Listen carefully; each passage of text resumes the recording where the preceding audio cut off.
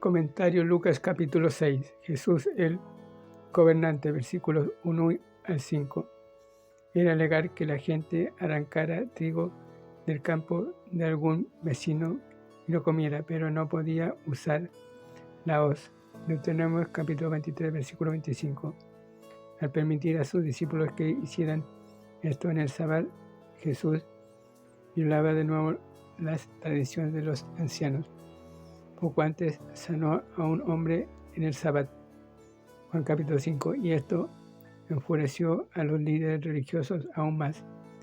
La defensa de nuestro Señor fue simple: Él era el Señor del día de reposo, y el Rey no está restringido por las tradiciones de los hombres. Su ejemplo de la vida de David lo recalca. 1 Samuel capítulo 21, versículos 1 al 9. Jesús afirmaba de nuevo ser el Hijo de David.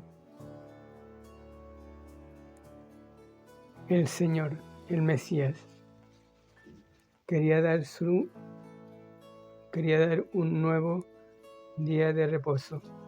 Mateo capítulo 11, versículo 28 al 30. Pero ellos no querían recibirlo. Jesús, el sanador, versículos 6 al 11. Los escribas y fariseos acudían a los servicios en la sinagoga no para adorar a Dios, sino para espiar a Jesús. Sabían que Jesús iría y tal vez se aseguraron que el hombre viciado estuviera allí. Jesús sanó al hombre y se defendió sobre la base del valor de la vida humana. Cualquier judío rescataría a su animal en el día de reposo. Mateo capítulo 12, versículos 11 y 12. Así, ¿por qué no rescatar a un hombre hecho a imagen de Dios? Cuando las tradiciones llegan a ser más importantes que las personas, hay que examinar las tradiciones y cambiarlas. Como resultado de este milagro, a Jesús lo aborrecieron aún más. Porque los milagros en sí mismos no cambian el corazón humano pecaminoso. Incluso los escribas y fariseos se juntaron con los herodianos en su complot para destruir a Jesús. Mateo capítulo 3, versículo 6. Jesús el Maestro. Versículos 12 a 16. De nuevo Lucas menciona el retiro de nuestro Señor para orar. Tenía importantes decisiones que tomar y sus enemigos lo acosaban.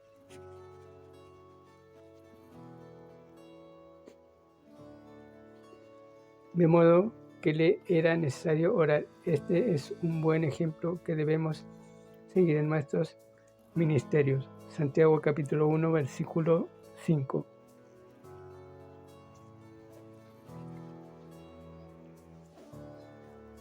De entre la multitud de sus muchos seguidores, Jesús seleccionó 12 para que fueran sus apóstoles. Un apóstol es una persona enviada con una comisión para realizar una tarea especial. Estos hombres vivieron con Jesús y aprendieron de él, porque iban a tomar su lugar después que él regresara al Padre. Cuando la iglesia primitiva seleccionó a un hombre para reemplazar a Judas, tuvieron en cuenta características específicas, porque no todos podían ser apóstoles. Hechos capítulo 1, versículo 21 y 22. Capítulo 9, versículo 1. Por lo general, se cree que Bartolomé es Natanael. Juan capítulo 1, versículo 45 a 51. Y Judas no Iscariote es otro nombre de Tadeo. Marcos capítulo 13, versículo 18. En todas las listas de los nombres de los apóstoles, Pedro es siempre el primero y Judas Iscariotes el último. Jesús el predicador, versículo 17 a 49. Jesús descendió a un lugar llano, versículo 17, junto al monte, y allí predicó el sermón de ordenación de los apóstoles.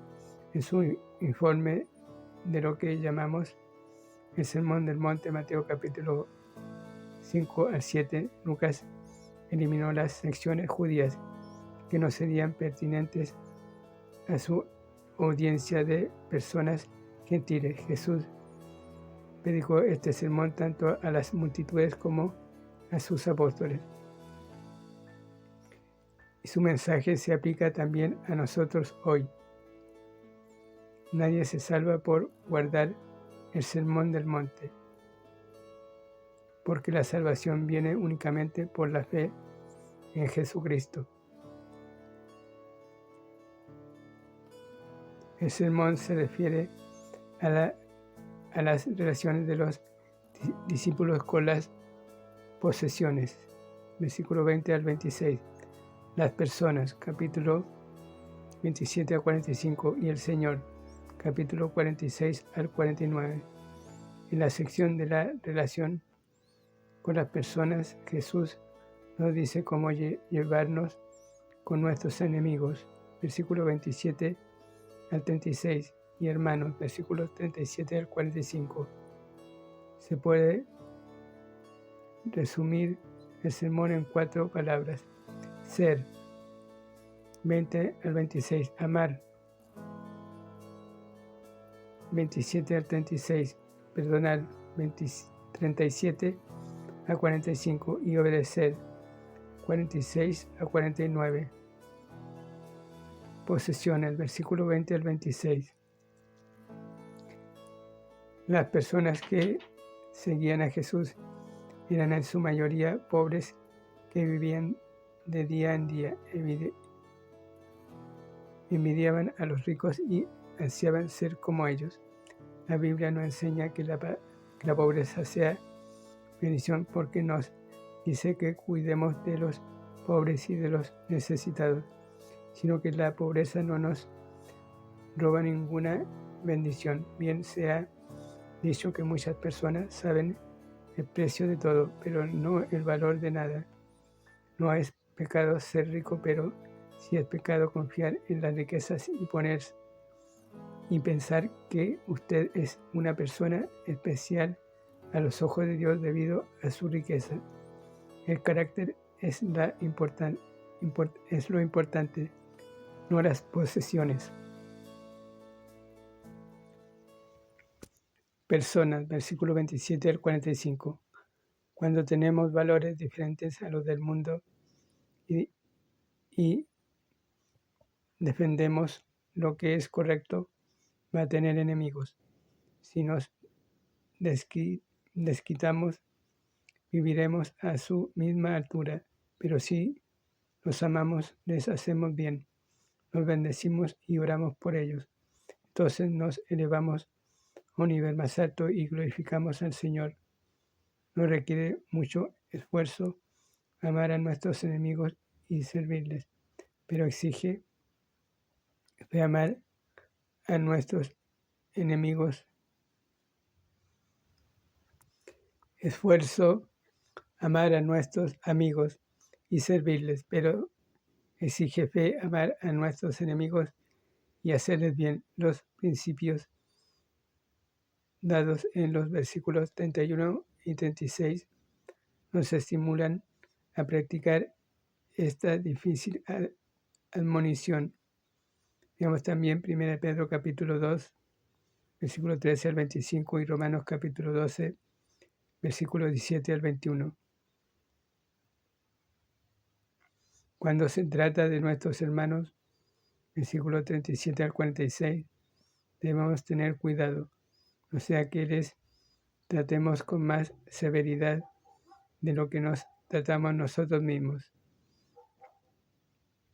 Si ve una falta en su hermano, antes de hablarle, examine su propio corazón para ver si quizás también es igualmente culpable. ¿Es usted un ciego guiando a un ciego? ¿Está tratando de operar el ojo de su hermano cuando sus propios ojos están enfermos? No tiene nada de malo ayudar a un hermano. Gálatas capítulo 6, versículo 1 al 5. Pero sí lo es si nuestra actitud de juicio y nuestra vida no andan bien con el Señor. El gran peligro es la hipocresía, versículo 42, la cual significa que aparentamos más espiritual de la que en realidad tenemos. Al tratar de ayudar a otros, debemos cuidarnos de ser sinceros con Dios y con nosotros mismos. 1 Juan capítulo 1, versículo 5 al 10. Las ilustraciones del árbol, versículo 43 a 44, y del tesoro, versículo 45, nos recuerdan la importancia del carácter. Si el árbol no es bueno, el fruto no será bueno. Y si el corazón está lleno de maldad, la boca hablará maldad. Edifique su carácter y será capaz de ayudar a otros cuando tengan necesidades espirituales.